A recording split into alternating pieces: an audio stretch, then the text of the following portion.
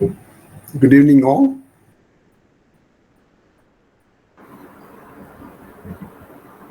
Good evening, sir. Okay. I mean, a couple of minutes earlier I was joining. I'm trying Yes. to also look at one of my portals if I can join. Okay, you go ahead. All the best.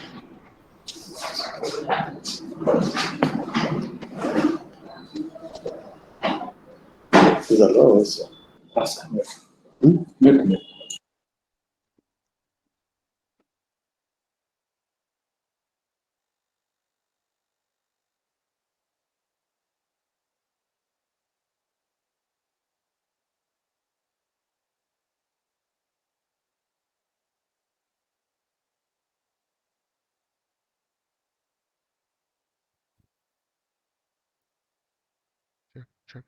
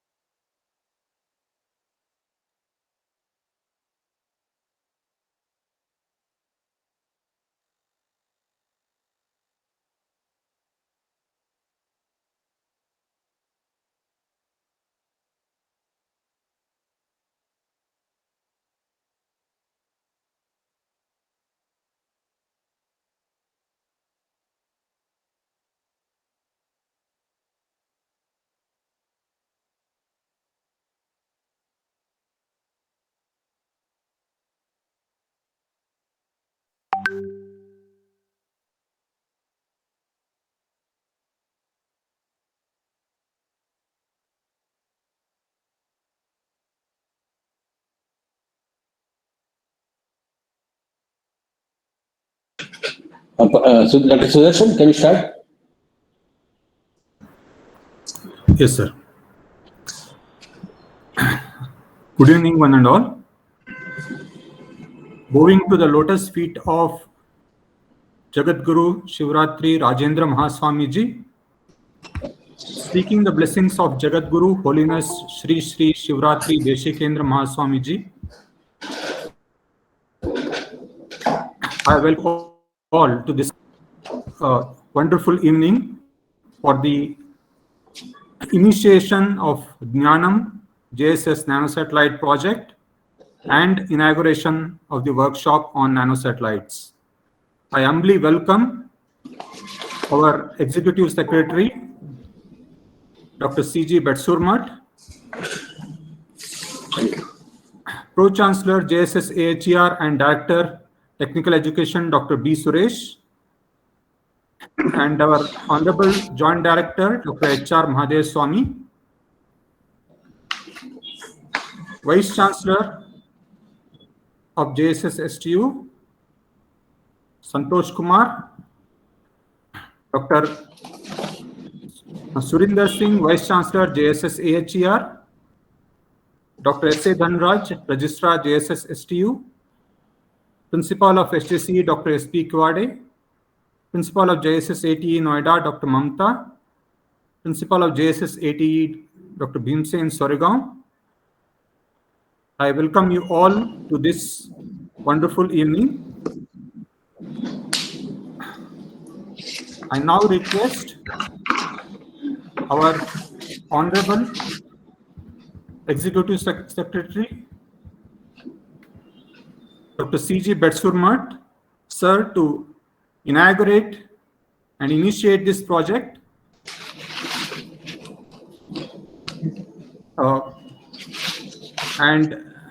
And brief about the project. Full screen. I welcome you, sir. Full screen. Screen share. Sudarshan, just can you unshare your?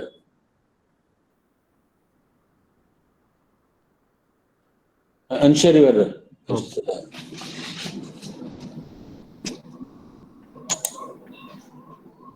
Or the next one, click on it. It's okay. I think it's okay. It's better, side better. Any better. Directly go to that. Okay. Yeah. Good afternoon, sir. Good evening, sir. Sure. Okay. At the outset, I offer my humble pranams to the lotus feet of His Holiness Jagadguru Sri Shivratri Deshikendra Mahaswami Ji, President of the function, Dr. Suresh, Director Technical Education and Pro-Chancellor of JSS Academy of Higher Education and Research, eminent speakers of today, Dr. Rangarajan and Dr.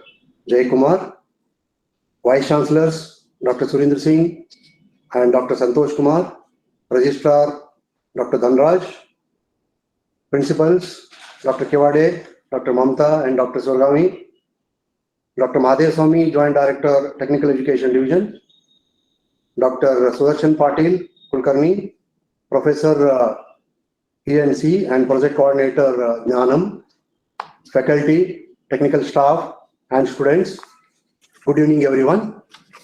It gives me an immense pleasure to inaugurate the first workshop on nanosatellites organized as a part of our ambitious Jnanam JSS nanosatellite project. In the recent years, as you all know, the scientific community is increasingly interested in developing miniature satellites called CubeSats for a variety of purposes. Interestingly, low-cost microsatellites and nanosatellites are being developed by educational institutions characterized by a twofold purpose, that is education, teaching and learning, and research and development.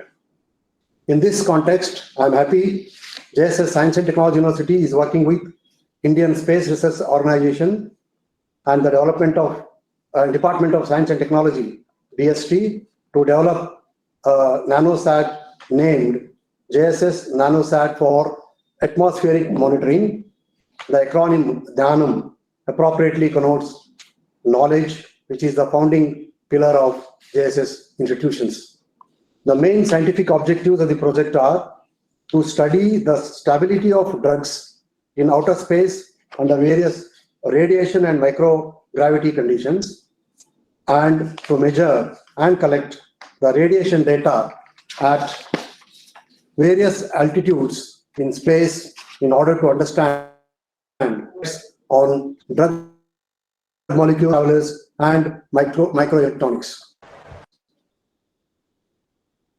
A project proposal to design, build and launch a nanosatellite for medical application. This project has been approved by Jagadguru Sri Shivaratri Deshikendra Mahaswamiji and the Board of Management of JSS.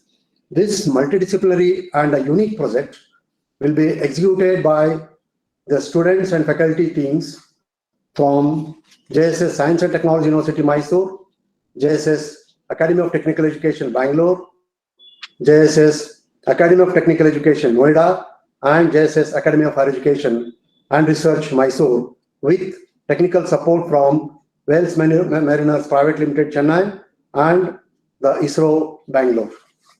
The salient features of the project are the nanosatellite of mass 1.3 kg, and the application is to study stability of drugs and other biosamples in space conditions. And the total project, the budget is rupees 1 crore, and the total duration is 18 months. Design, build and launch 8 months, and the post-launch 6 months to 1 year. And the expected launch is before the end of 2022 as a mark of celebration of Amrit Mahotsav of Independence, India's Independence Day, as envisioned by the Prime Minister of India. The deliverables for the project are nanosatellite, drug composition data, space radiation data, high quality journal articles, PhD and master's thesis. The overall impact of this project will be capacity building in terms of knowledge and skills for students and faculty of JSS, multidisciplinary activity leading to better synergy between engineering and life science institutes of JSS, boost in rankings and accreditation of institutes of JSS, brand building leading to collaboration with more industries and institutions. The project gives a very good exposure to the students and faculty, and therefore I request all the participants to actually participate and make the best use of this opportunity. My appreciation and congratulations and thanks to ISRO Bangalore and the team, and also the JSS Science and Technology University, and more particularly Dr. Sudarshan Patil Kulkarni for organizing this workshop in a befitting manner. Thank you and wish you all the best. Thank you. Thank you very much, sir. Our Honorable Director, Technical Education, Dr. B. Suresh, is yet to join, but he has conveyed his best wishes for the team and to all the project members. I now request our Joint Director, Dr. H.R. Mahadevaswamy, sir, to give his remarks.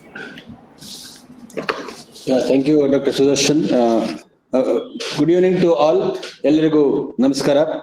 Respectfully remembering the Sri Suttur Mat Parampare, offering my humble pranams at the lotus feet of His Holiness Jagadguru Sri Dr. Shivaratri Deshikendra Mahaswamigalaru, Chief Guest of this today's program, and Executive Secretary Dr. C.G. Bedsamur sir, President of this program Dr. B. Suresh in his absence here, Pro Chancellor JSS AHR and the Director Technical Education Division, Dr. Surinder Singh, Vice Chancellor JSS AHR, Dr. A.N. Santosh Kumar, Vice Chancellor JSS STU, Dr. S.V. Kivade, Principal SJCE, Dr. Bhimsen Sorgav, Principal JSS ATB, Bangalore, Dr. T.G. Mamata, Principal JSS AT Noida, Dr. Rangarajan, former Director ISRO and Advisor of Jnanam Project, Dr. Jaykumar, CEO of Wells Mariners, Technical Partner of Jnanam, Dr. Sudarshan Patil Kulkarni, Professor of ECE,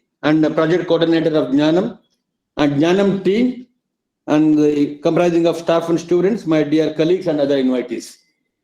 It gives me immense pleasure to be part of this JSS Nano Satellite Jnanam project initiation and inauguration of Nano Satellite workshop. This has been inaugurated by our Honorable Executive Secretary, C.G. Betsumu sir. We should thank Dr. Sir for inaugurating this the project and also the workshop. First, let's thank JSS management with His Holiness for giving the approval to go with this project and fully financing it up to a tune of about close to about 1 crore rupees. As mentioned by Dr. Sudarshan Kulkarni, designing and launching of JSS Nano Satellite is the milestone and the proud moment to all of us at JSS institutions. This project design and implementation may take about 6 to 8 months' time, and they request all the team members to adhere to the timeline and work with passion and dedication to make this project successful so that we can launch the project on time. And then maybe if you look at today, the satellite that Sir already highlighted what is the nano satellite and its application. Maybe if you look at the nano satellite today, we are measuring about 1 to 10 kg. Maybe in the workshop which is going to start after this program, they will completely give the details about the what is the features of the nano satellite and the micro satellite and etc. And this is normally launched at the low altitudes and circle the Earth in a polar orbit. That travel at the very high speeds and can be used for numerous purposes such as communication, land observation, and remote sensing. Their increasing use in these applications will provide significant momentum to the market demand over the period.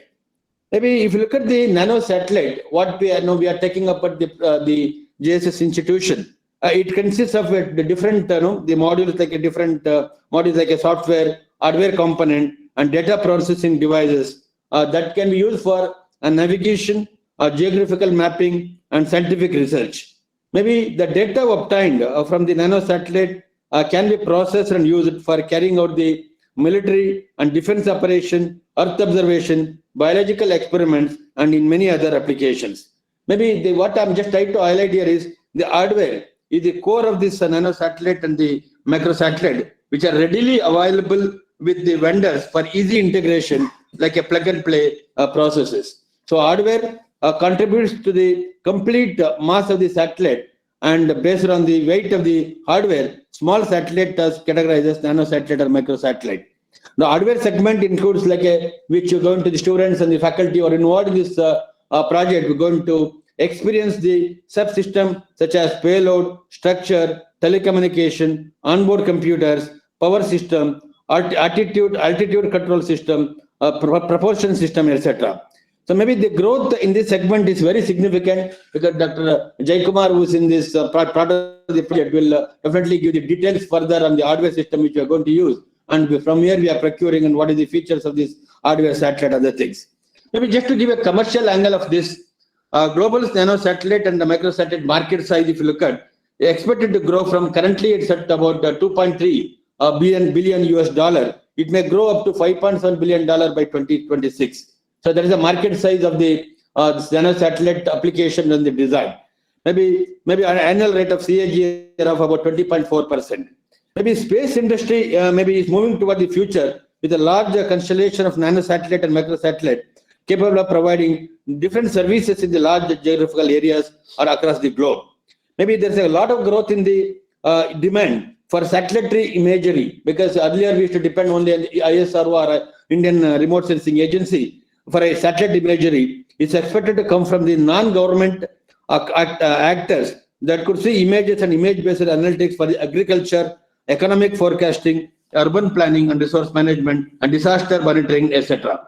Maybe according to the survey by Science and Technology Policy in 2019, the small satellite imagery market size is currently at 49% CAGR, which could take the market from $15 million US in 2017 to the US dollar of $8.8 billion by 2030. That's the market size.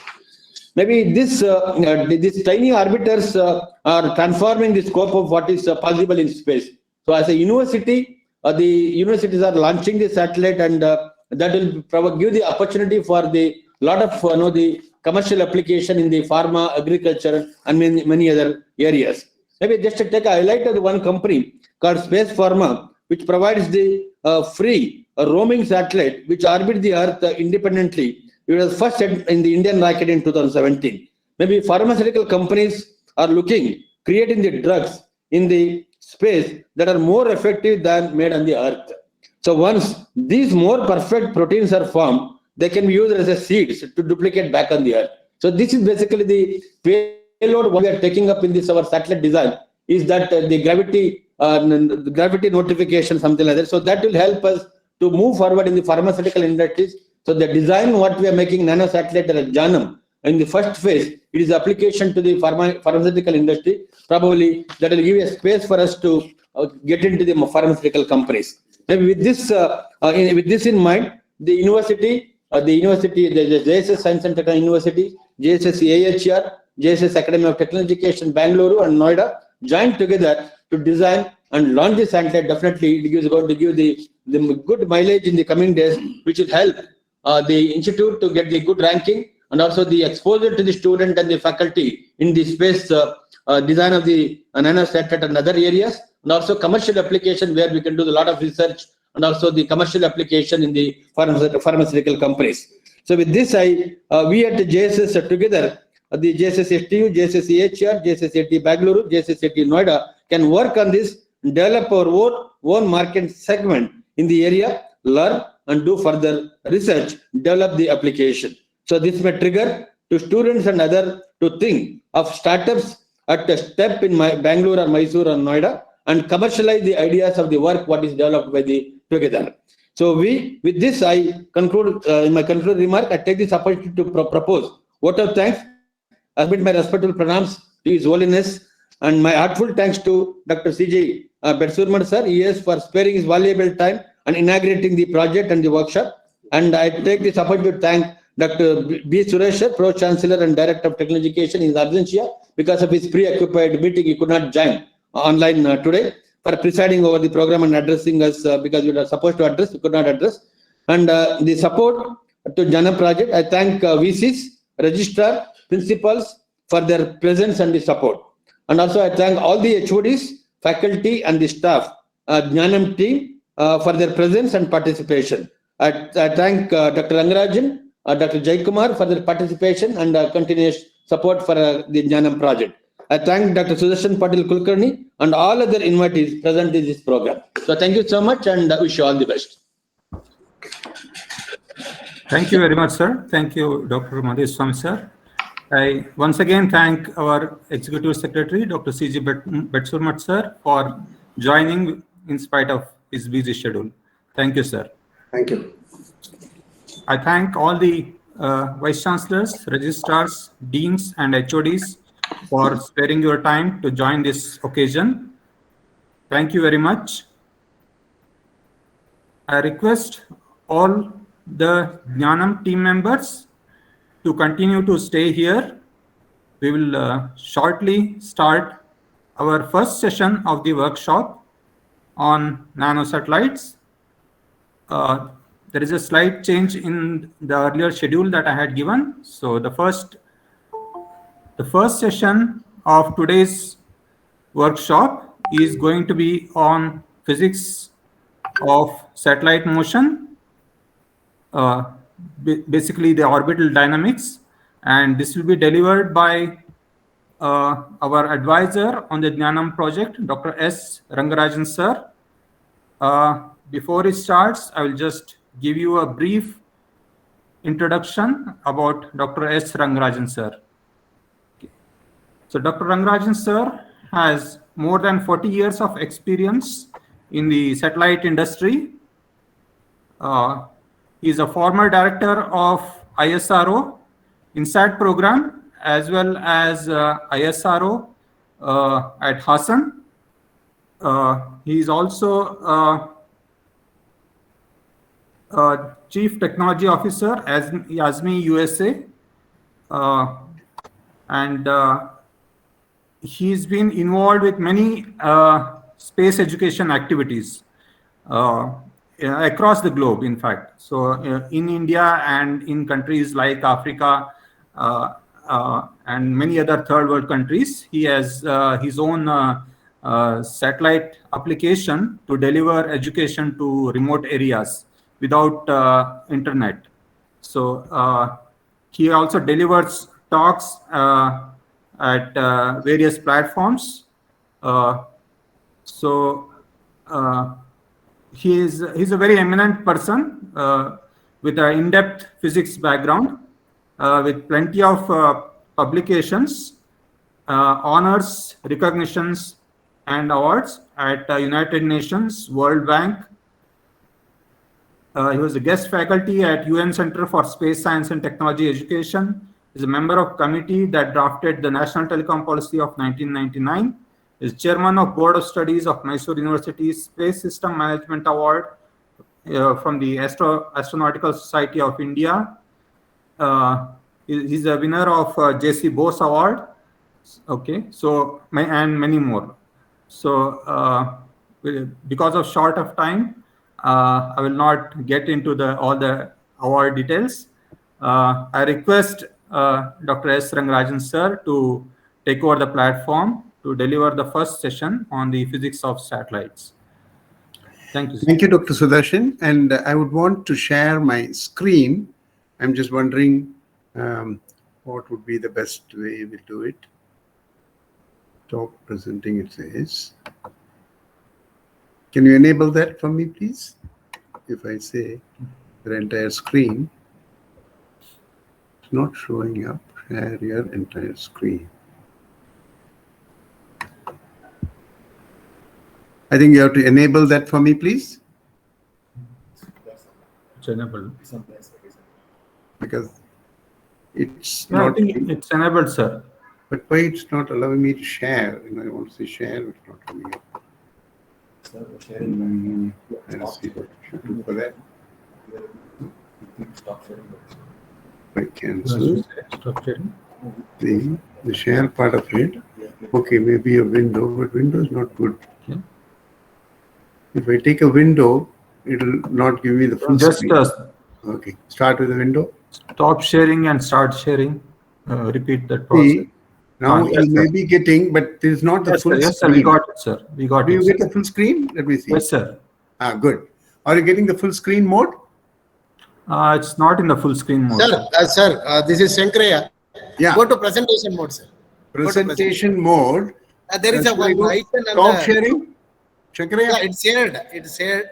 Go to presentation mode, sir. Where, but I don't have any other option. I think it is in the another tab. Because it is in a window. If I take the full screen, it will give me that, I know. But then it wasn't allowing me to share. Let me see. I'll go once more. We'll try once. Otherwise, I can. 1 minute. Stop sharing. Are you seeing the screen? No, sir. No. Okay. Let us go Yes, yes, sir. You have to select the tab which has a full screen. back. Okay. Let us go back to close this. Okay. No, not close. I can. Let me. Sorry for the small pitch. See if I go back here. It gives me 3 options: your entire screen, window, or tab. Should I take tab? You can take the window which has the full screen. Sir, Multiplication. entire window. Entire window. Okay, entire is also fine, sir. That's it. Mail. Okay, this is not there. Cancel. That is the entire window. Let's try. See, a window is there. Your entire screen. Yeah, let's take Yeah. entire screen. But if I take entire screen, share option is not coming. It says only cancel is. Chrome wants to share the contents of your screen with Meet. Yeah. It says that, but it doesn't allow me to click on share. I don't know why. No, entire screen. Okay. Click on the screen. Okay. Click on the screen. It will give. Okay. Now it came, but my screen. Now it's you are presenting your screen to everyone. Yeah, now it's fine, sir. Only But does it show me the slides? Let me see. Where are my slides? But slides are here. Okay. Okay. And now, if I go to this one, Make it a full screen. full screen. That's it. Are you able to see the full screen? Yes, sir. Excellent. I'm sorry for the little gap. First of all, a very hearty welcome. I am very proud to be part of this special team. It cuts across disciplines, cuts across geographies, and even hierarchies.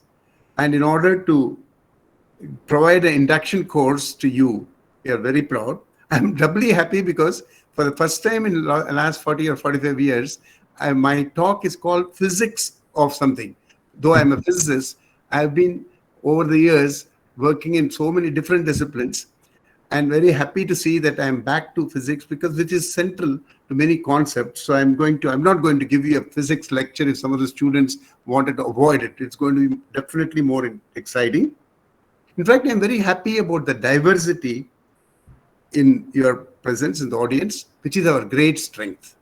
Because cutting across all these disciplines, when you work as a team, you produce something very unique. As Dr. Mahadev Swami has been repeatedly mentioning, your passion, your commitment, your dedication, etc. are very important, because we are really talking about an extremely time-bound project. It can be done, we will do it, and that requires that you give us highest priority for this. So let us proceed by going into that. And also interestingly, the Jnanam part of it, which is a very, very appropriate name when it comes from out of the JSS group. I wanted the first mission to be the A is application, M is medicine, and that is even better than generally talking about atmospheric sciences, atmospheric methods.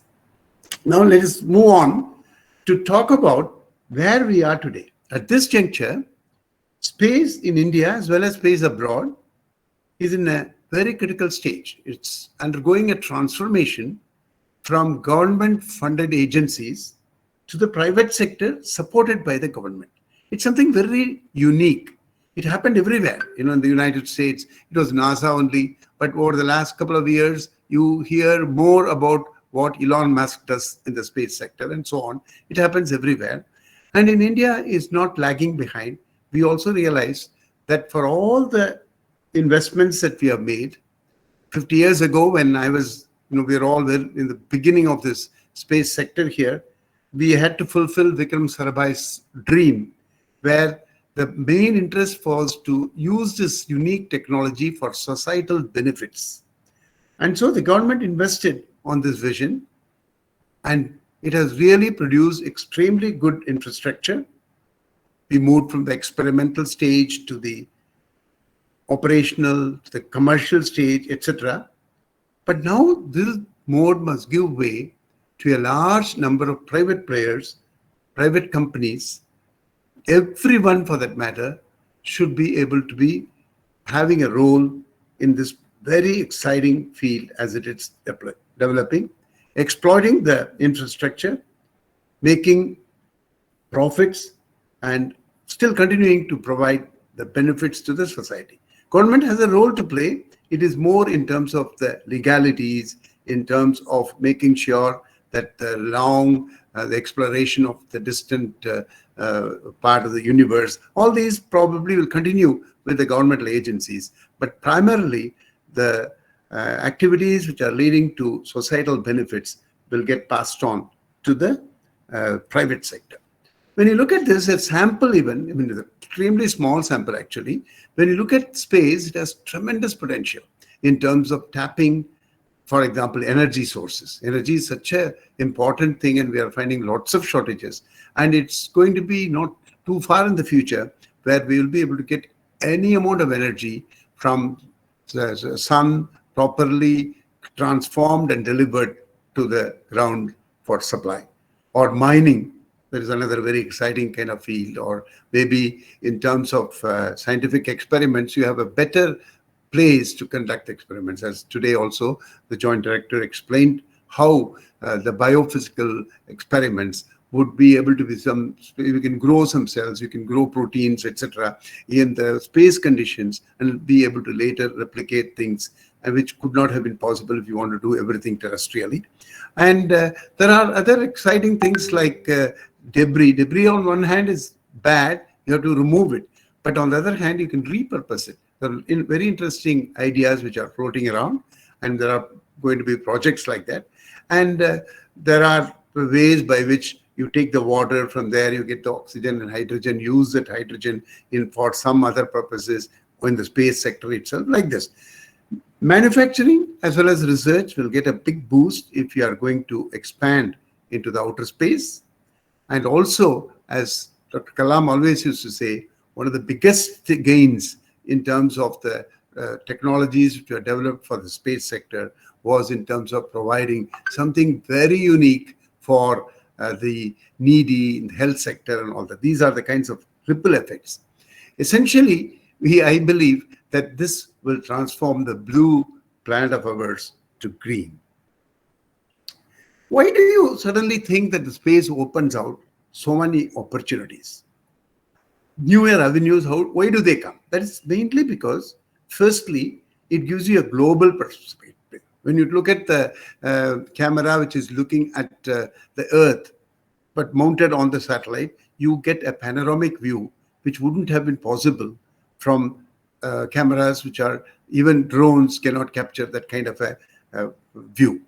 And that is also useful for navigation purposes, because otherwise, today we take that for granted, that you get the GPS signal, tells you whether you should take a right turn or left turn, or where is your destination in how many meters. That's all possible because of a set of satellites like the GPS, or more recently, the Indian version of that, which was used, Gagan was used in terms of even in the aircraft landing.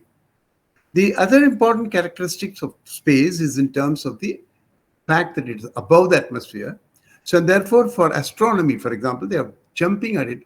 You have a vision which is never possible from a ground-based telescope, because the atmosphere and the scattering involved makes the vision not as good as what you would get it with a telescope which is abroad. All of you are familiar with whatever has been happening globally in terms of, for example, the Webb telescope, which is so far away and it's going to produce so much of information about the outer galaxies.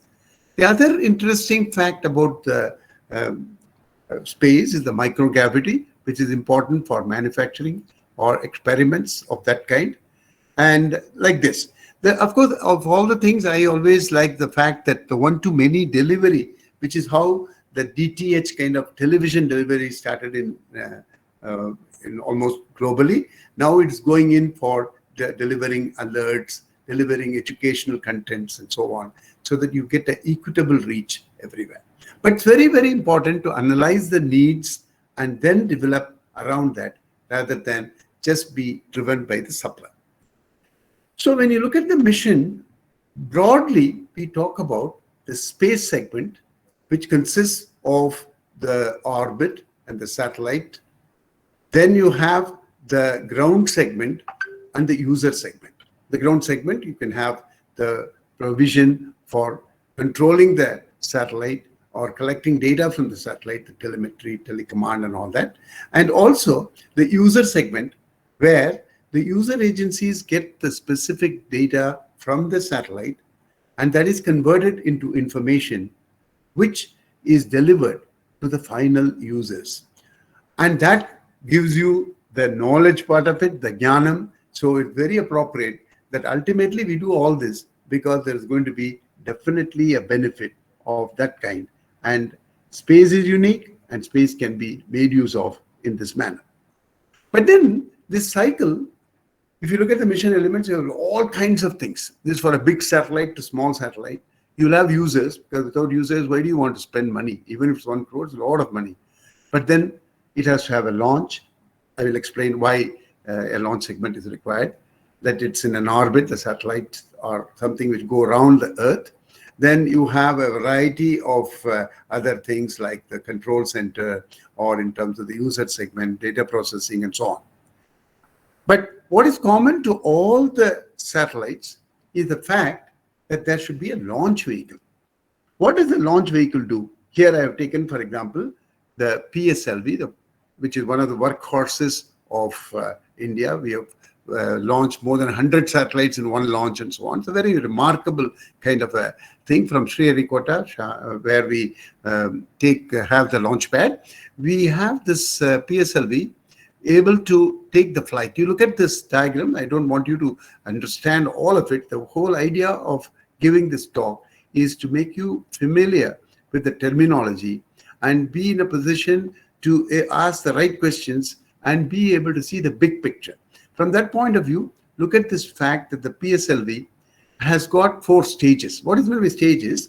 When a rocket is there, by burning a fuel, it can be solid or liquid, it propels itself. It moves. For example, when it takes off, you have seen that it goes vertically up and so on. So that is what is called the thrusting part, because the fuel is burned and then it starts giving the momentum to the rest of the body, and therefore it starts getting an additional velocity. But then not all the time it keeps thrusting, because the moment it has acquired some velocity, the physics part of it says that it will continue to move. Maybe it will decelerate, but it will continue to move. That is called coasting. So you combine the thrusting part and the coasting part alternately. You have in fact 4 stages. So first stage burns out and then it goes for a while. Second stage starts and burns for additional time.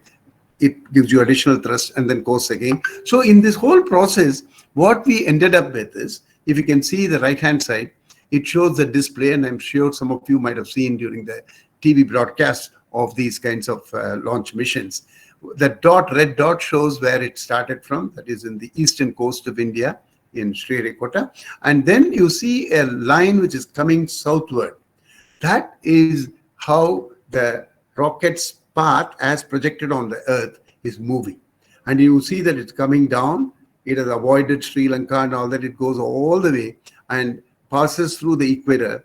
And in fact, if you see the numbers below, you notice that in less than 20 minutes, it has achieved an altitude about 500 kilometers. In fact, we are talking for Jnanam about 500 kilometers. We have reached that kind of altitude. And it has got a range that is from Sriharikota. It's already traveled 6,000 kilometers. And another interesting point is, when it crosses the equator, it was not vertically down nor horizontal. If you look at the correct angle between the plane in which it's moving and the equatorial plane, it's something like 97 degrees, almost 90 degrees. So because it's a polar, the P part of it is a polar satellite launch vehicle, it gives you what is called a polar orbit. I'm going to talk more on the orbits very soon. So therefore, you notice that a launch vehicle essentially has a short duration mission, 20 minutes maybe. But within the 20 minutes, it takes the satellite to the correct height as well as imparts a correct velocity. Velocity is the vector which has got the direction and the magnitude. It has to give the right magnitude and the right velocity. And that is what is the purpose of a launch vehicle. So which means that once you have a launch of that kind, the satellite will continue to keep going round and round the Earth, just because we have established the right initial conditions. Look at this little simulation. You notice Earth is rotating. Now the satellite is coming over eastern part of India. And then in the next revolution, it's coming to the central part of India. And after some time, it has already gone over the Middle East. It's no longer over India and things like that.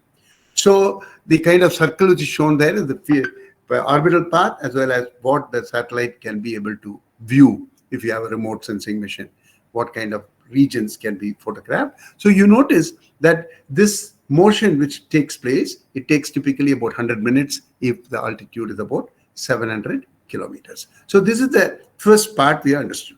Then immediately it throws open a very important question. Why does it keep moving? Why can't it fall down? Because, people ask this question. In fact, I was very happy in the last session, which we had about a month ago, the same group. One of the girls from Noida was talking about how her IIT K friend had talked about oh, it's moving at 8 kilometers per second, blah, blah, blah. But now, after today's lecture, I presume you will be the expert. You will be able to talk on that kind of language to any of your friends and share this excitement. What's happening is, when you ask the question, why doesn't it fall down? In fact, you're asking the wrong question. For example, even take the smallest thing, like any child knows that if you take a ball, the ball, if it's dropped from the table, it will fall down. So you think, okay, gravity is pulling it, it falls down to the floor. So this is the correct phenomenon. But if suppose somebody asks a question, if I throw the ball up, will it go up or go down? It will go up first and then only it will go down. But people who are thinking that something, gravity is pulling it and it is to go down, will say that, how is it going up? It all depends on how you start with. What is the initial condition? That's why I've shown the little mount like that.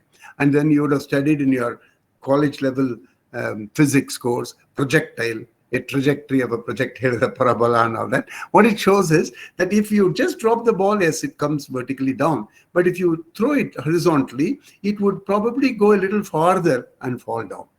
If you give a little bit more force, it'll go even further out, etc. Like when the cricketer today, it's all IPL is almost every day people keep watching games. You see how and which angle the batter is able to hit the ball so that it goes all the way. One guy did 117 meters or something like that. He was able to get that range because of the physics involved, at what angle it has to take off.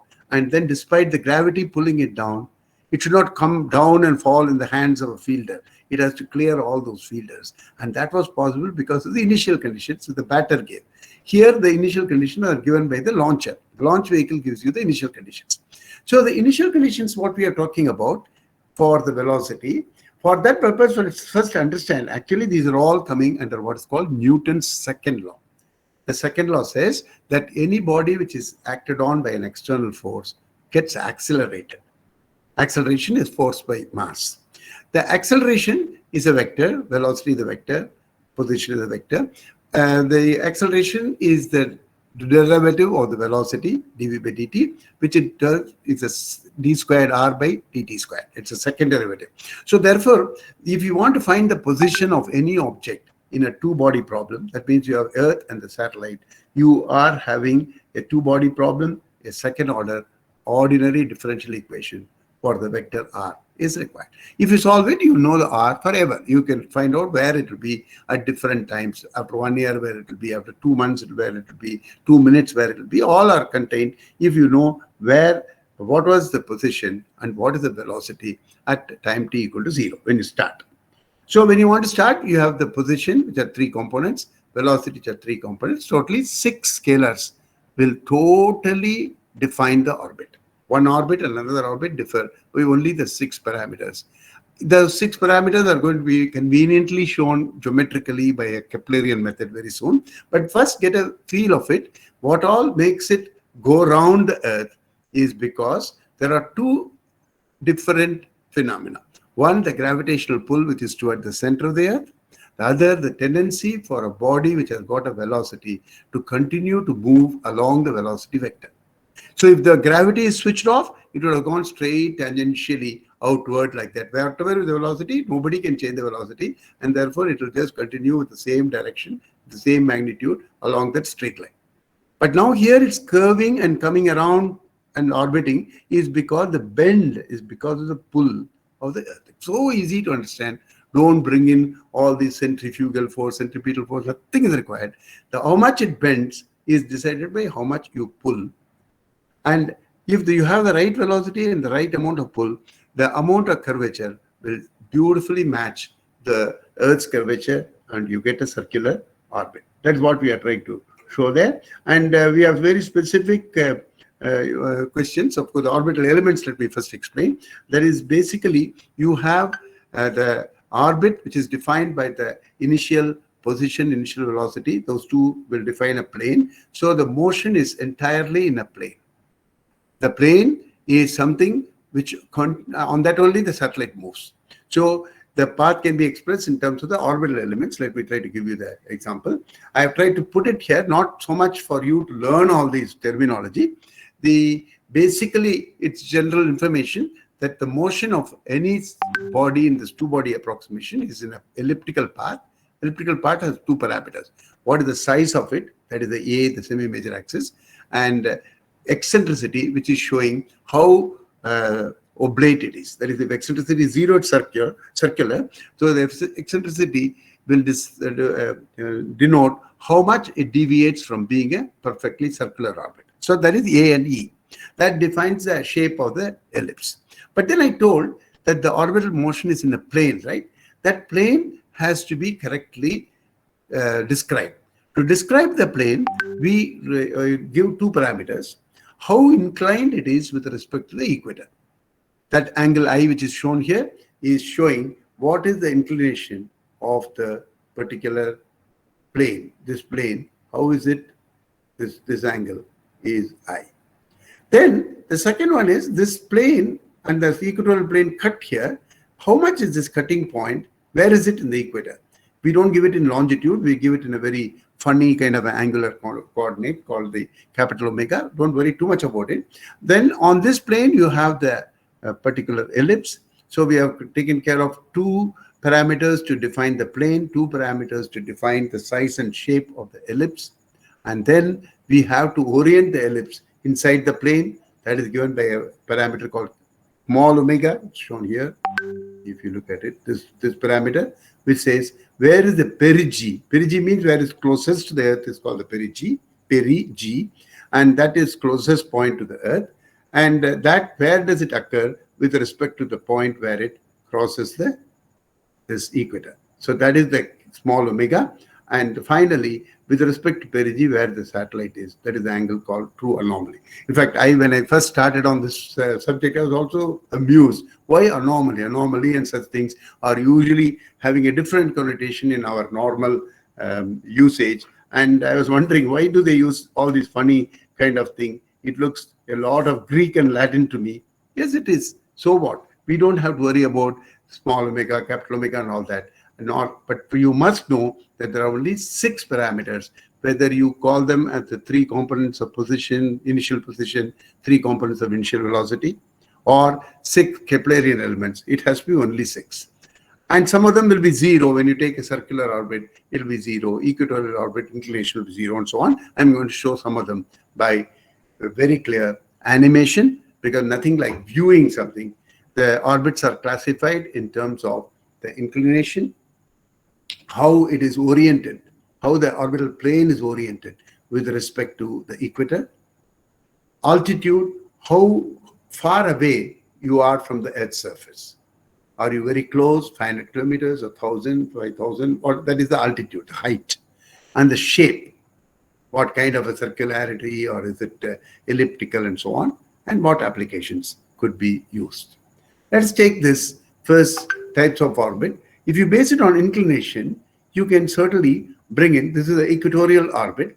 That means the small box which you saw was going around horizontal plane, which is on the equator of the Earth. Let's, once you see some more pictures of that, you'll know what is the typical thing. Now it's an inclined orbit, typically like 45 degrees inclination. And in this, let's see the movement.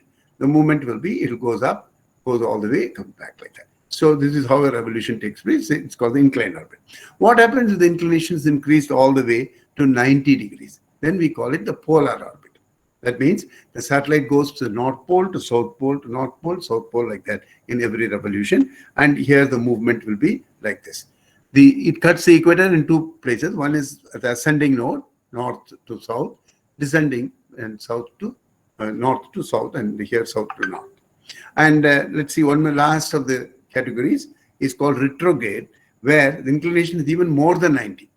In which case, the Earth's rotation is in one sense, west to east. This goes the opposite to that, and that is called the retrograde orbit. So these are the types of orbits which could be there. In particular, if you look at the variations, the different orbits in terms of their distance from the Earth, you call them LEO, L-E-O, low Earth orbit. In fact, about 10 years ago, if you asked Leo, nobody might have even known what is a Leo.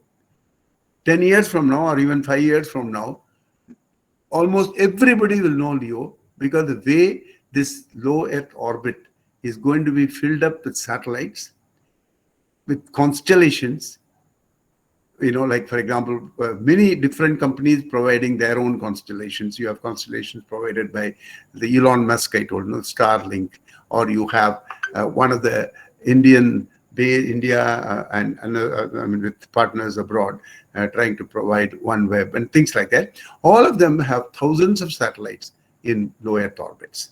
And then you have intermediate circular orbits, then geostationary orbits and so on. But if you look at the motion, you see how they are all moving around. They go at different speeds, okay? Because the period in a LEO is typically like 100 minutes we saw. In a ICO, the intermediate circular orbit, could be 6 hours, 8 hours and so on. And the GEO, which is geostationary orbit, is very special, and it has got a 24 hours kind of period. I'm going to show that very specifically to you.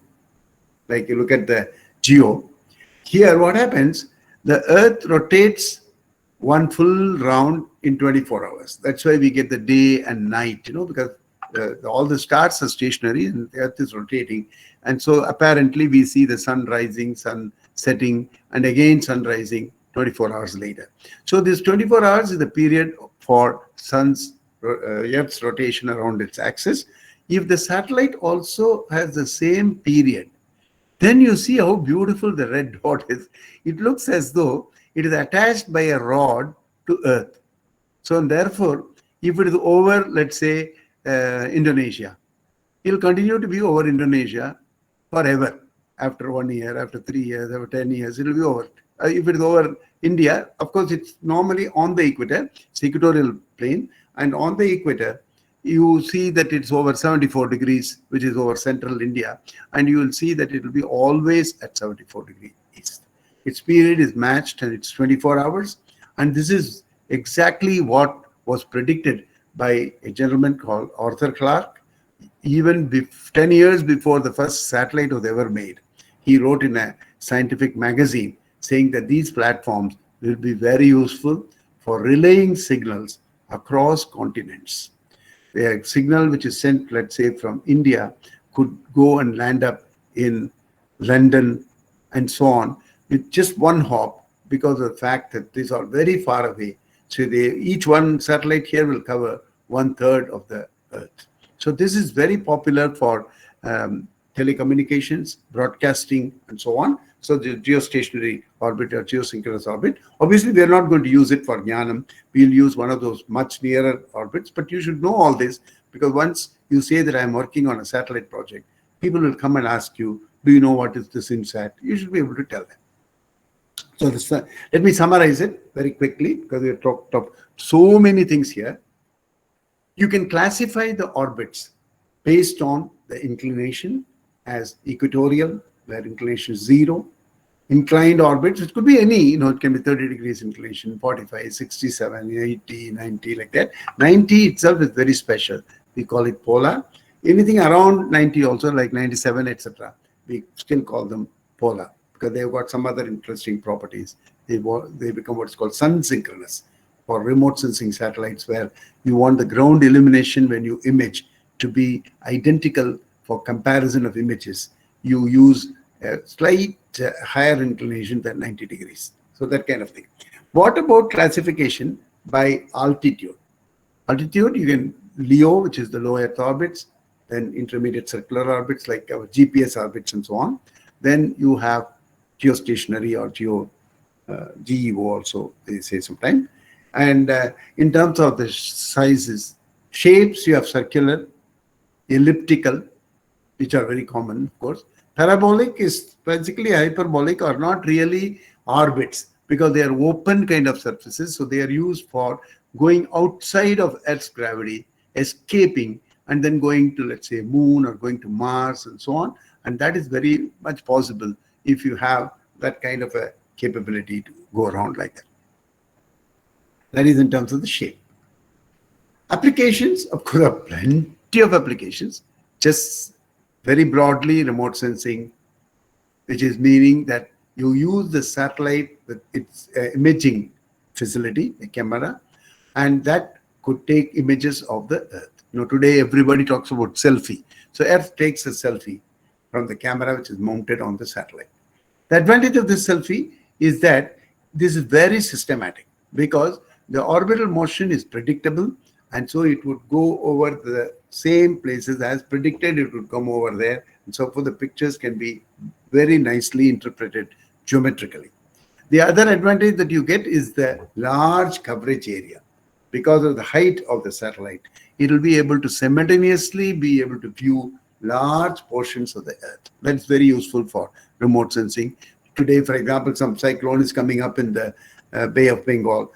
All of us keep following the images which are taken by the satellite, and these are taken in, let's say, visible, or can be taken in thermal infrared, and those are processed and presented to us so that we'll see the eye of the cyclone, how it moves, because every half an hour we take an image using one of those payloads which are there in INSAT satellites, and we use that not only for ourselves, to the neighboring countries. So the other important part, the remote sensing need not have to be only limited to imaging for pictures. It can be remote sensing in any of the electromagnetic frequencies. It could be for radars, it could be microwave remote sensing, and so on.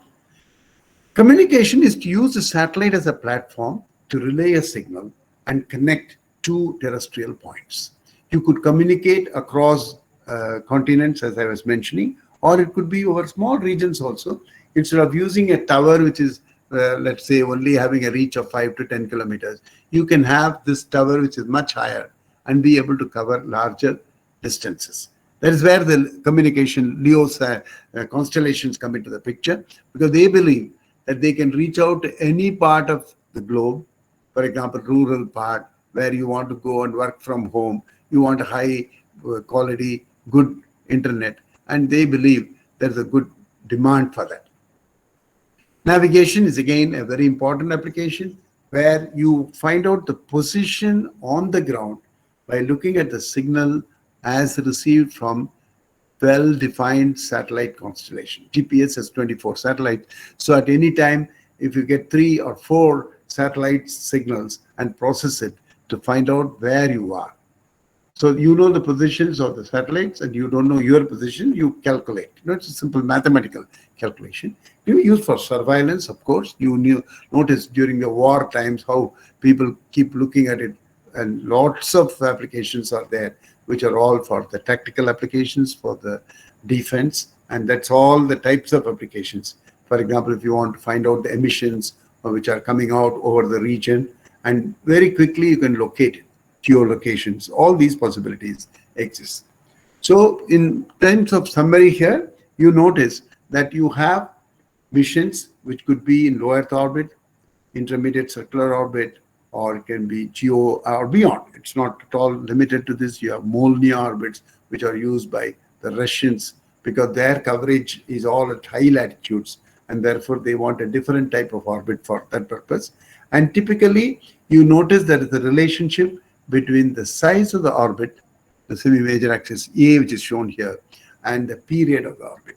These two are related. Exactly like in, for example, suppose you take the solar system, you have the Mercury, Venus, the Earth, Mars, and so on. As you go to larger distances, the period of going around the sun keeps increasing. This is Kepler's third law, T squared is proportional to A cubed. Exactly what happens here also. At 750 kilometers, you have 100 minutes orbit. When you go to 35,000 kilometers, you have 24-hour orbit, like that. So therefore, the applications correspondingly change. When you come to the low Earth orbit, you must understand, because of the 100 minutes or 90 minutes period, the Earth is continuously rotating. And therefore, over 100 minutes, it rotated 25 degrees. So therefore, in the next orbit, first orbit, suppose it is going over the eastern part of India.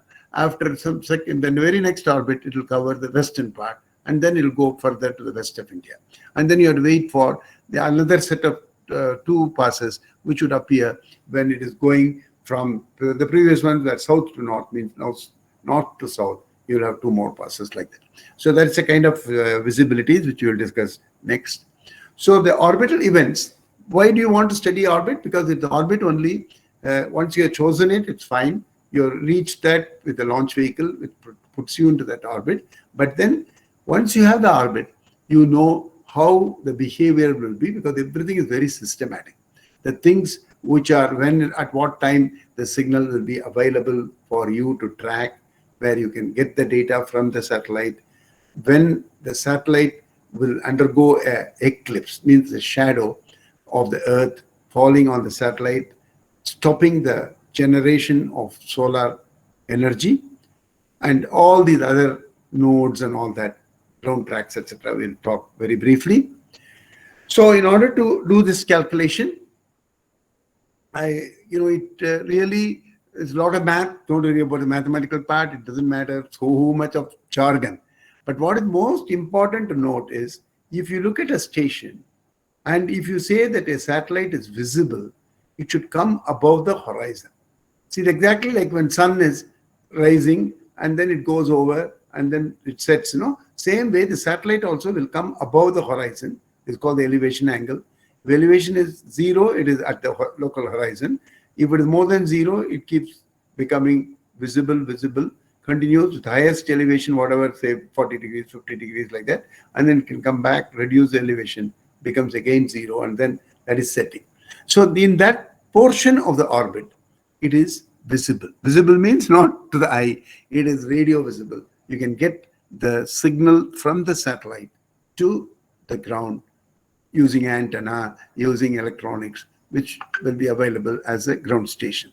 So therefore, that part of it is very important. The only other parameter which is here is what is the distance to the satellite, and the distance factor is basically called rho here. That is the range vector, and that is what gives you the concept of how many kilometers, like we saw 6,000 kilometers to that. Even though the orbit altitude may be 500 kilometers, you may be able to receive the signal when it is 2,500 kilometers from the station, because it's at a slant range, which is what is indicated here. The next point which you understand is this concept of shadow, because the shadow is very important from the point of view of power balance. Because when you talk about power generation, it requires sunlight, and Earth's shadow falling on the orbital path will make that unavailable, which means like you have to use a storage device like the battery to provide you power for the essential units. Some of the non-essential ones may be switched off to save the battery usage, and later when it's sunlit, the battery will be again charged. So you have a rechargeable battery which stores the energy and be used during the path.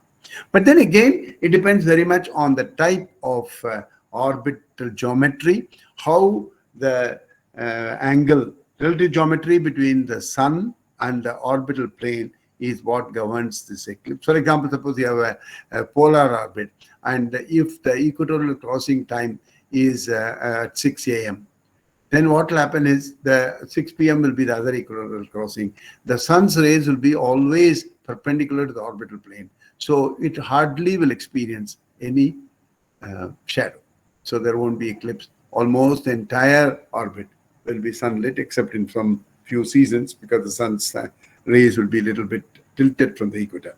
So otherwise, this is a very important calculation. At least you should know the eclipse is the number which you should worry about for power calculations. This also is for just tracking. When the previous slide I was talking about how the range vector and how above the horizon it comes, we talk about the angles. Here you see if you look at it from the ground station point of view, there will be an antenna. Okay, these antennas are looking at the satellite. Of course, nowadays we have almost at every home there is a DTH antenna, Tata Sky or Sun Direct and so on. Those antennas also don't track. They are always pointed in the same direction. That is mainly because they are all connected to a geostationary satellite. So relatively, the satellite looks as though it is not moving. Please note, every satellite has to move. If it is not moving, the satellite will just drop down dead straight vertically down to the center. That it is not falling down means it's moving. But why does it look stationary? That is because its movement is matched with the Earth's rotation. And such a satellite, therefore, tracking is very easy because once the antenna is pointed towards that direction, it is always in that direction. Even sun, moon, etc. look as though they are all moving, whereas an INSAT satellite will always be in the same direction, GSAT or whichever satellite they are using for the DTH, and that antenna is oriented. Then how do you express that orientation? In terms of the ground facilities, one is the elevation. That is, if it's vertical, you say elevation is 90 degrees. If it's towards the horizon, it's 0. So it's some angle between 0 to 90. The larger the elevation is better because you have very good look, and the range vector is less. The other parameter is called azimuth, which says with respect to the local north, how much of angle you are away. From north to east is 90 degrees and south will be 180, etc. So by giving these two parameters, you give the direction, and then once you point in the direction, you get the signal. But unlike the geostationary satellites, normal LEOs and all that have a relative motion. When they have a relative motion, that means the red line which is shown here is the orbit. And if you look at the Earth, you can always find out which point on the Earth is vertically below the satellite. It's right this point. After some time, the satellite goes here, there will be another point. And therefore, you can keep mapping which is the sub-satellite point, that is, which is right below the satellite. That point is called sub-satellite point, and how it moves is shown as what's called the ground track. The ground track is useful to understand how it will be the coverage, and especially whether it will cover India or not. You can look at the ground trace. If it is over Africa, it may not have any way of reaching out to the Indian service at the time because the elevation will be less than 0, like that. So this is the idea of a ground track. For example, let me show you typical ground tracks.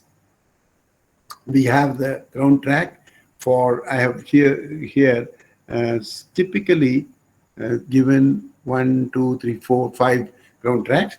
One of them, the first one, has a period like 2.67 hours, and therefore it has a large motion like that you can see. Over that period, Earth would have rotated, and therefore correspondingly the ground track keeps moving across. The elevation, the inclination is taken as around 45 degrees. That's why 50 degrees.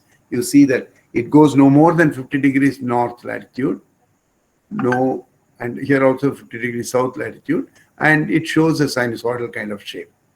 But if the period is improved to 8 hours, then the amount of that rotation is different, and therefore you see the different curves. B and then C is there, 18 hours. If it's 24 hours, it's not at all moving. It's right where it is. If the inclination is 0, it will be a point. But if inclination is not 0, it makes what's called a figure of 8. 50-degree inclination, 24 hours orbit will show a figure of 8 like this. This is how every day there will be. It's called geosynchronous, but not geostationary. So these types of ground tracks are there. And now, the last point before we go to a quick introduction to the mission area is to tell you that the coverage part of it, if you look at it, is basically how a satellite will be viewing something on the ground. It depends on what sensor is used, what is the field of view. You know, like here, this is called the field of view. And this is, let's say, 45 degrees. Then how much region it will be able to cover. This is important for remote sensing, for applications like that. And you notice that if you come to a larger height, then it gives you higher coverage. If you come closer, the coverage is less. That's understandable. So you get a more panoramic coverage when you go to a taller and taller point and then view. If you go to the top of a mountain and look down, you see Chamundi Hills, you go and you find, you can see the entire Mysore. That's because of the height. That is what is happening here. The higher the altitude, the larger is the coverage area. That's sufficient to understand. And the last point here in terms of the orbit related is what is called the orbit maneuver. Orbit maneuver means if there is an orbit, which I told you is forever the same because the initial conditions are same, and if there is no other force other than the Earth's pull, it will continue to be in the same path over and over and over and over again. But really speaking, there are some small other effects which are ignored. Those are called perturbations, which can also change the orbit. So initially, when you get the satellite, Suppose that launcher orbit is not exactly what you want to make a correction, you have to know how to change from one orbit to another orbit. Such a change is called a maneuver, and that is done by using thrusters. In the next 2-3 days, my colleagues will be talking to you on the different subsystems. One of them would be talking about what's called propulsion, where use some kind of a chemical propulsion and you'll be able to produce a change in the orbit.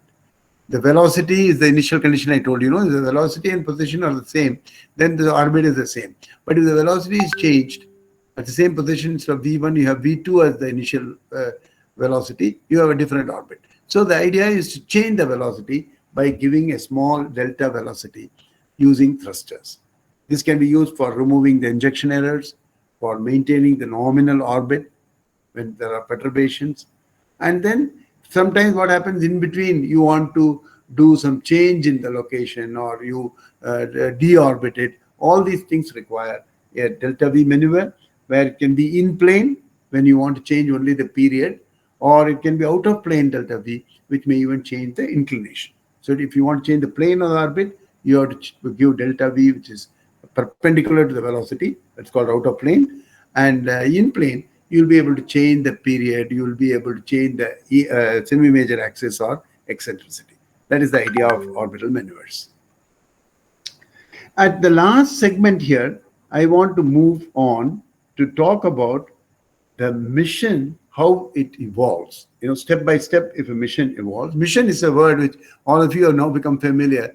Good old days, there was Mission Impossible and all that. Mission Mangal was one of those very popular movies. So you know that the mission means it is something which you want to achieve. Obviously, Jnanam is a very important mission which you are now undertaking. And what steps do you go over with this? The very first step is to do what's called the mission planning, where the mission requirements are obtained and they are derived by looking at the mission objectives. You translate the mission objectives to mission requirements. So then what you do, you analyze with respect to the mission objectives and arrive at and fine-tune the mission requirement. This is the iterative process. Please note, everything is very iterative, and therefore from objectives, because today we are at this level where Jnanam, we are talking about the objectives. Then to go into mission requirements, more details have to be written, and that goes through a few iterations like this. Then what happens? Then what happens is you have to derive the mission architecture. To mission architecture is again done by mission analysis. The architecture gives you details of what is the space segment, what is the satellite components, the subsystems, what are the orbits, other things, what launch system we'll use, and what are the ground segment, whether it is for controlling the satellites or for the purpose of getting the payload data, how the operations are to be controlled, and this design for the individual subsystems. All these would come up in the next stage, the mission operations, we call it.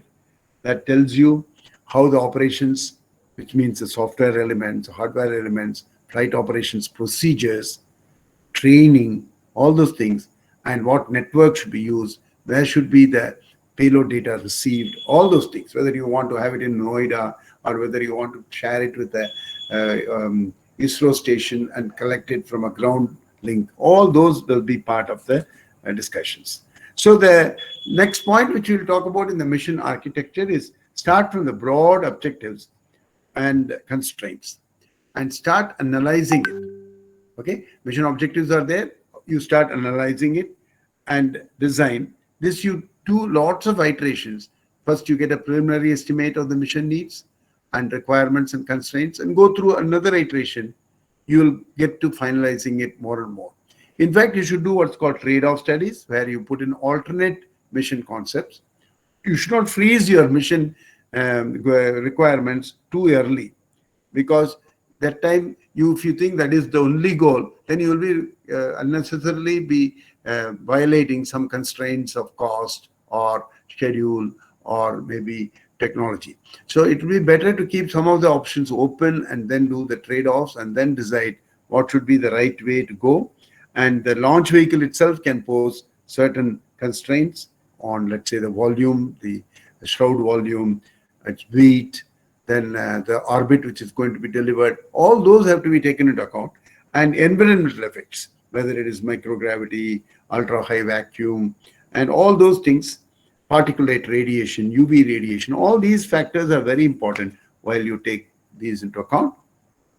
Once you have got the mission architecture arrived at, which I'm sure today my very next speaker, Dr. Jayakumar, is going to talk about in a specific context of Jnanam, is to go in and look at how the mission elements, just so many of them, they're highly interconnected.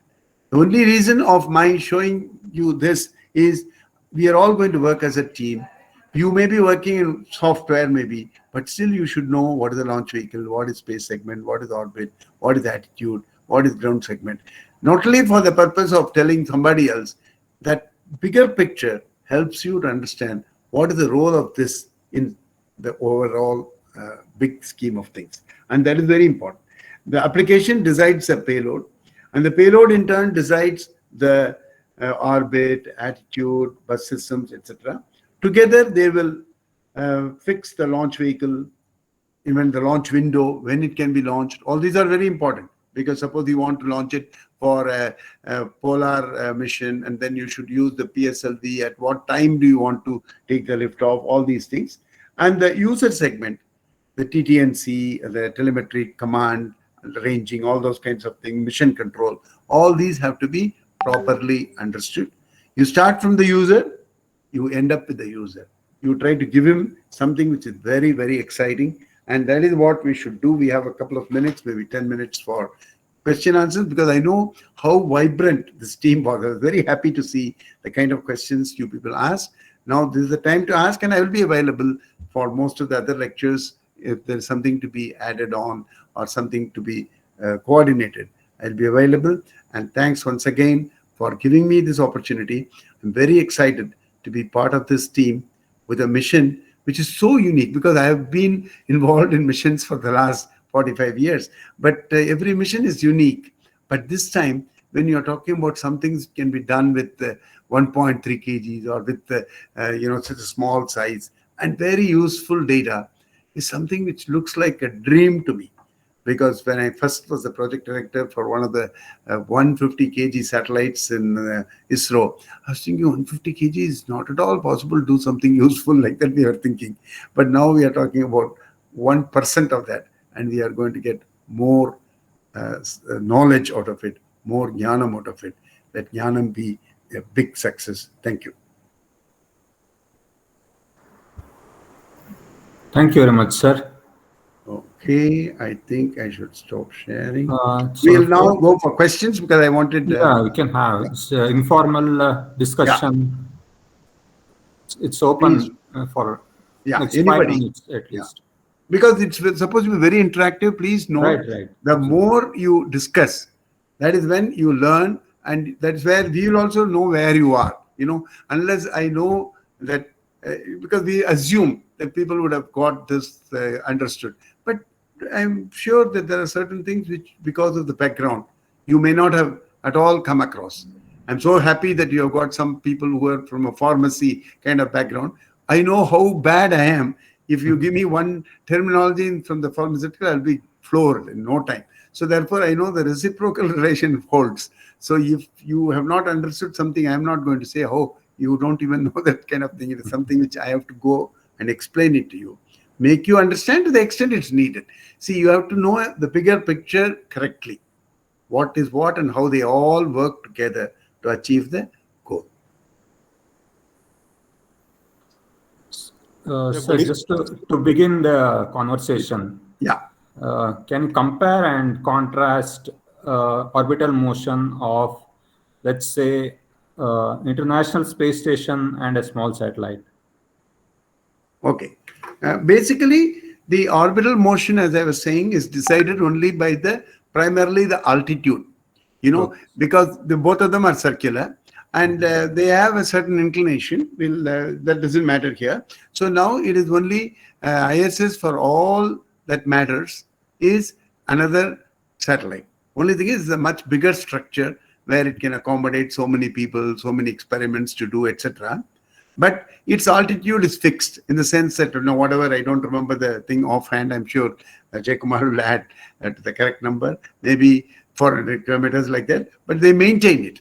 Because unlike a satellite where by and large we would not be wanting to spend too much of fuel, except for minor corrections, we would want to use the gravity to take us round and round forever. Here we want to maintain that orbit, and for that they carry additional propellant for maintenance of the orbit. And so it is exactly orbital motion wise, it is very similar to the satellite.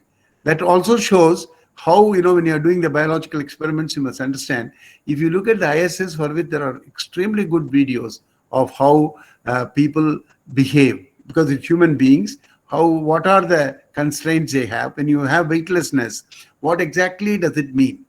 That means that all the parts of every object there is all accelerating in the same manner. So there's no relative acceleration. So that's why you are able to just move from one to the top of that structure without any effort, because you don't need any other thing. There's no other pull or push. But same things will happen to a fluid or some other thing when you are thinking of an experiment inside Jnanam satellite. That would have mechanics very similar to what you will see in the ISS, because orbital motion wise, it's very, very similar in a bigger structure like ISS to a very small satellite like ours. Because the mass gets out, when you write the equation, that second order ordinary differential vector differential equation, m, the mass of the satellite, immediately cancels. The force is gm like that. This side is m times the acceleration, m will cancel.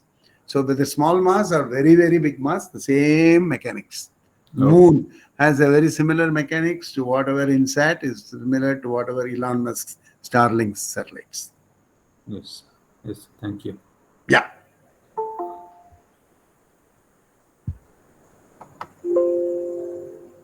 Yeah, good evening, sir. Yes. Yeah. Yes, sir. Actually, myself, Dr. Avinash Saxena, Assistant Professor, Department of Electrical Engineering, JSS Nevada. Okay. I just want to know this, sir, being an electrical engineer, Yeah. I have a specialization in the field of renewable energy, power system, power electronics, drive and control system. Okay. So how can I contribute for this project, in this project, sir? Yeah. You see, basically, this project is something which is highly multidisciplinary.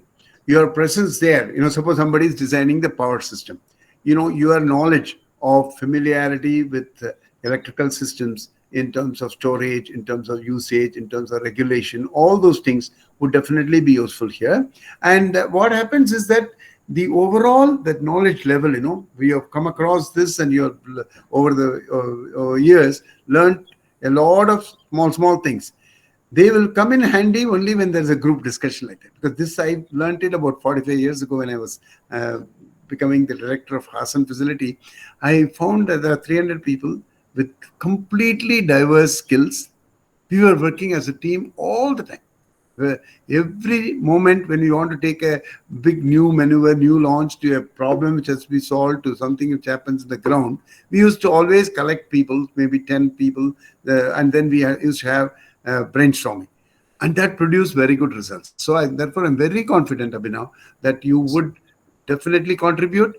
It's not compartmentalized, because in a short period mission, you don't want to say that you do this, you allocate. You should be, as a team, will realize, oh, this part I will be able to do it, I'll solve and come back to you tomorrow. And one other team member can comment on that and say that, oh, this is very good, but I want to introduce another element. Because as you get the data, you'll be able to interpret it very easily with your background. Yes, sir. Thank you so much, sir. Okay. So I have one more question. Yeah. Is there any scope of clean and green energy, like sustainability and all, sir? It's true, but everybody talks about green, including the RCB team yesterday came with a green kind of dress. Now, what happens is, yes, the space itself is something which is going to make things green. That's why in my slide you would have seen how to change the blue planet to green.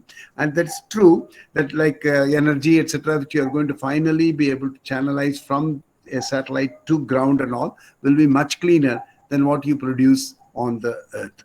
So the cleaner aspect will incidentally happen, but not in our mission. We will not be specifically looking for making something green and all that, because ours is very short, and we should focus on something which is a deliverable, which is very important for the community. Thank you so much, sir. Okay. Good evening, sir. Yeah. Am I audible? You are. Milan. Yes, sir. So myself, Milan from AI department, JSS Mysore, sir. Okay. Sir, I just have a question. Once the satellite is in the orbit, can we vary the velocity? Yeah. You can vary the velocity only when you, then that will change the orbit also, you must remember, because the velocity only decides the orbit. Velocity is changed. You change it by what's called the propulsion system. By changing the velocity, it's called delta velocity. That is, it has got already some velocity. Yes, You sir. can add to the velocity, subtract the velocity, or change the direction of the velocity. Velocity being a vector is magnitude and direction. Magnitude can be increased, decreased, or change the direction. If it increase the magnitude, it will go to a higher orbit, in the sense that semi-major axis will increase. So wherever you fire the thruster, that point is a common point for old and new orbit. And so outward it will move to make it a bigger orbit. If you have a delta V, which is in plane, but opposite to the moving velocity, that means you reduce the velocity, then it will come inward. Okay. Yes, sir. Then if you fire out of plane, it will change the plane of the orbit. So you'll be able to change the inclination or the capital omega. So if you want to change the orbit only, you should change the velocity. Otherwise, you will leave it as it is. Okay, sir. Thank you, sir. And sometimes automatically it happens, like drag. I didn't talk about the disturbances to the orbital motion. One of them is atmospheric drag at 500 kilometers or 600 kilometers orbit. That's very important. So you'll notice that over a period of time, suppose 1 year, it might have lost about 12 to 15 kilometers in the height. That is because the atmosphere is not zero, even at that height. It has small atmospheric density, maybe 10 to the power minus 13 meter per kg per meter cube, and therefore that would produce a kind of a drag, viscous drag. So it Yes, sir. slows down the velocity, so it starts losing the height. It will make it circular, lose the height very slowly. That's Okay, what. sir. Thank you, sir. Hello, sir. Am I audible? Yeah, you are Ankita. Yes, sir. My name is Ankita from EI department, JSS STU Mysore.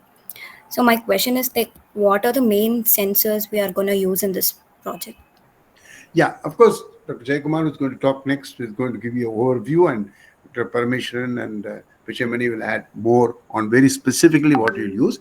But sensors are required. By sensors, what we mean is to know your orientation. Okay, so the attitude sensors, we call them. So it is something to know how the body is moving. All right, that is the orbit part of it, which we already discussed. The next one is the orientation of the object, because if the orientation is wrong, then the antenna will not be pointing in the direction towards the earth, and you may not be able to get the signal and so on. So you have to control the orientation. To control the orientation, just like in orbital motion, I told that there are forces which will affect it.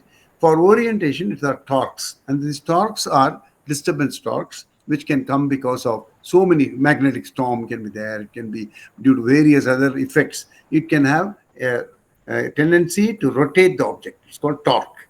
A torque of that kind is to be first, what it will produce, a change in its orientation, which has to be sensed.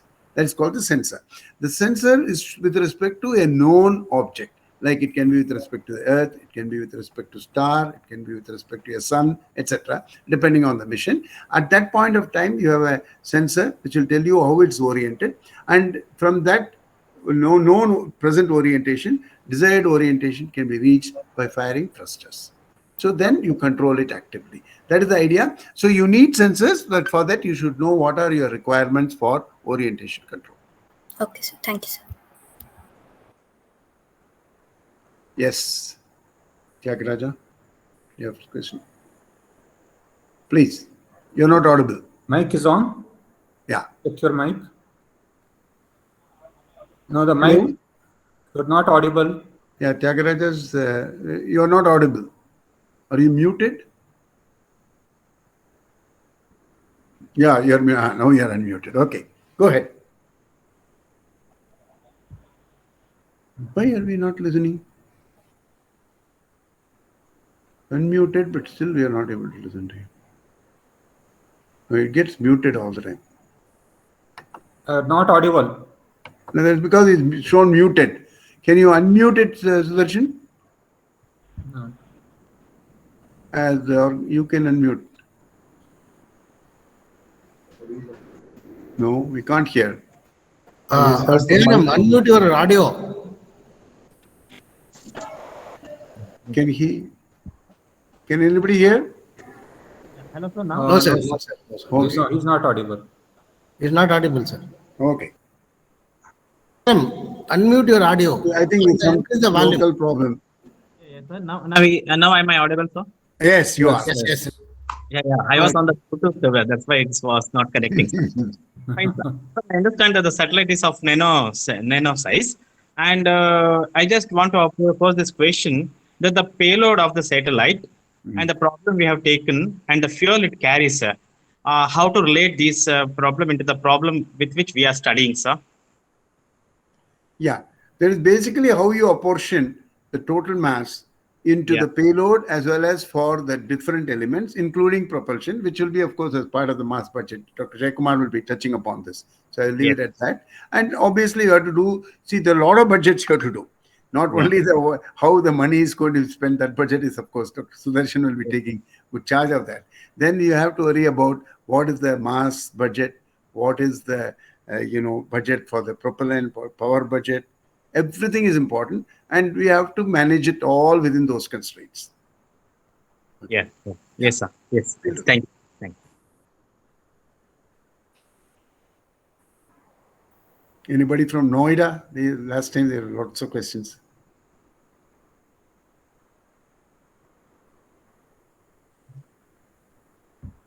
Are there Ooty people also there from the pharmacy college? I guess there are one or two. Okay, all right. Sir, my question is that can you suggest some books for the? Oh yeah, Yes. not only that. I'm sure Sudarshan is going to. I don't want to break the ice. I will leave it to him to make the announcement. Yes, we are working on supplying books. Yeah. In fact, very we shortly wanted- it will be in your colleges. The idea was like this: during the process, which is only maybe 1 year, that kind of time frame, which is very short, you should have a reference kind of book. And one of the books which we have jointly written, that book is the kind of a very comprehensive for nanosatellites. We thought your library should be making available a book for each of you so that you borrow it over a long period, whether it's student or the faculty member, and then return it at the end of the mission. And that would help you to quickly check, because sometimes all this jargon is very killing. Suddenly somebody says attitude. I have never thought of attitude means yes, his behavior like that you are thinking. Suddenly here you are using it in the sense of orientation. That part of it, if you just glossary on the book will tell you immediately which chapter you should read and what. That's why we thought all of you should have this book. This is written for our type of audience. It's called Quintessence of the Nanosatellite. The extremely well written book compiling all the ideas, and I think you should have a personal copy during the execution. Okay. Thank you, sir. Thank you very much. Yeah.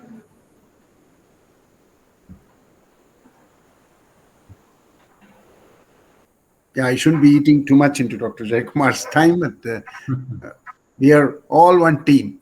And therefore, that's why I said that, to move on smoothly and he can take over and continue. Good evening, sir. Yeah. Sir, I am assistant professor in JSS Noida in the Department of Electronics and Communication Engineering.